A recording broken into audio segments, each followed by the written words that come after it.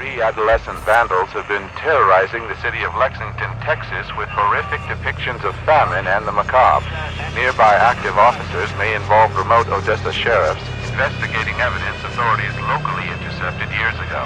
The grotesque animal dioramas, composed of fox bones, have appeared in the two cities, yet their connection is unknown, but not likely coincidental. The youths are believed to be sisters, but authorities cannot confirm nor deny potential lineage. Citizens are encouraged to report any findings to the police. The search continues in Huerto County for a missing University of Texas student. The Sheriff's Department says Maria Flores, a native of Uvalde, was last seen near the town of Nuit. Her vehicle was recently discovered abandoned, with officials reporting no signs of foul play. Authorities are hopeful that the expanded search into the nearby communities of Harlow and Chinatown will unearth new leads.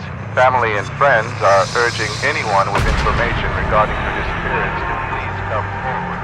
Residents of Marfa, Texas say the phenomenon, simply known as the Marfa ghost lights, are occurring at an astounding rate over the last few months.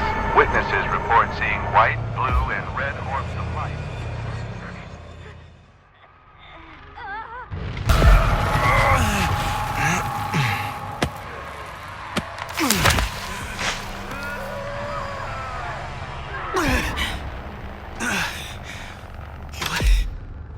What is going on?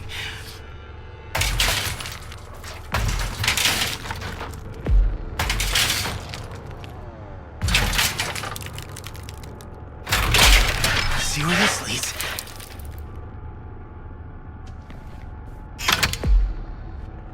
This'll work.